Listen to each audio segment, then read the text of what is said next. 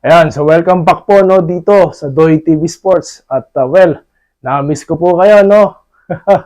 Yung ating mga preview commentaries ano po at yung ating post commentaries ano po ng pakikipaglaban ng ating Gilas Pilipinas ano po. Dahil nga po katatapos lamang ng ating elimination ano po sa quarterfinals ano po. At ngayon nasa semifinals na po tayo no.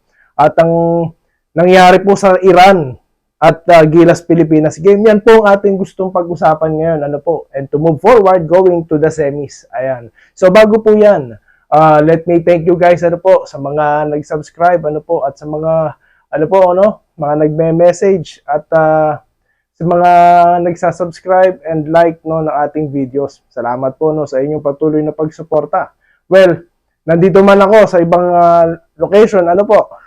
Temporary studio po natin para po makipagpatuloy yung ating commentaries dahil painit ng painit at palapit na po tayo sa ating pong inaasam na gold gold kagad well nasa semis na po tayo nasa semis na tayo. Ito po yung time nung 1998 at nung 2002 Busan Asian Games at yung dalawang coach po natin ngayon ang involved dyan.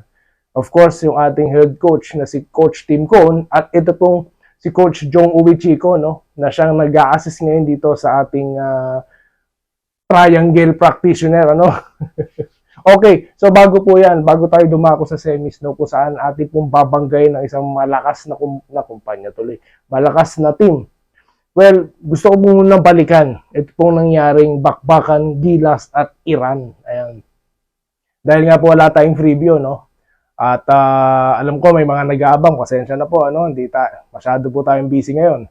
Pero yun nga po, ang nangyari, kinalaban po natin sila sa semis.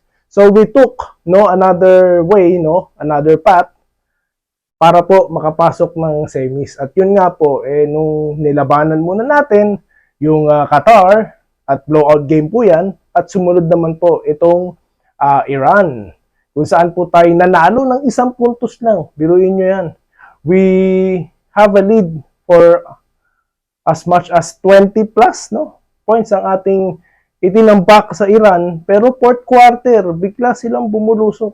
Ano pong napansin nyo dyan, guys? Ano pong inyong mga nakita sa ginawa pong run ng Iran? Isang player lang po ba yan? One-man show po ba yan? Katulad po ng ginawa ng ating naturalized player na si Justin Brownlee na umiscore po ng 30 plus points. Di ba? Para bit-bitin ng Gilas. Pero para sa akin, team effort pa rin ito, Bagamat siya po may pinakamalaking puntos dyan. Okay, ang ginawa po ng Iran, kitang-kita naman po ang kanilang style of play. International type of play po ang kanilang ginawa. Kung saan, nakita nyo naman yung mga shooters nila, naka-ready, no hesitation. Kung kailangan i-fake nila. Kung kailangan ipasa, ipapasa dahil alanganin.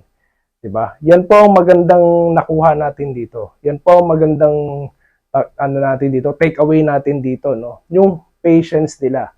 So same po ang ginawa nila. Kung mapapansin nyo yung ating huling kalaban na Jordan, una pa lang nakalamang na tayo. Pero nahabol nila tayo, natambakan nila tayo. So ito rin ang pwedeng nangyari kahapon versus Iran. Nakita nyo po ang nangyari. We collapse, di ba?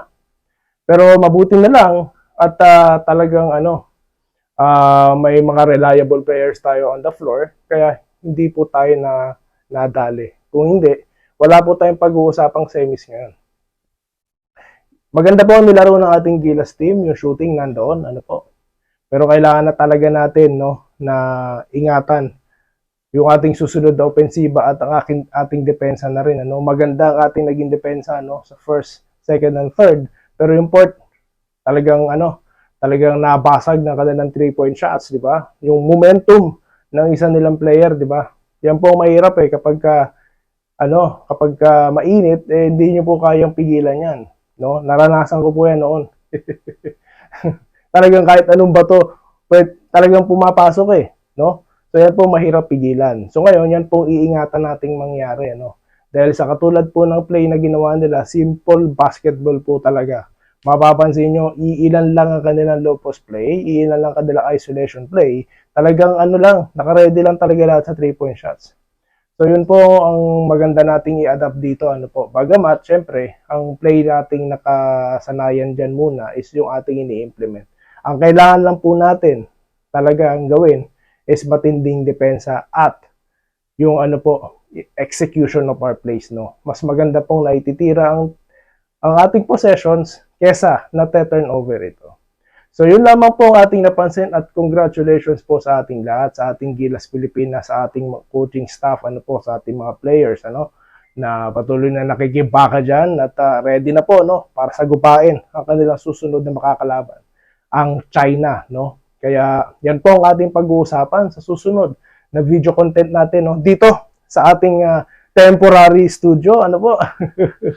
At dahil dyan, magkita-kita tayo sa mga content natin, sa content po natin, no? Gilas versus China, pag-uusapan natin dito sa Doy TV Sports. Muli, maraming salamat po sa inyong panonood. Salamat po sa panonood. Subscribe na para sa mga susunod na basketball at boxing videos.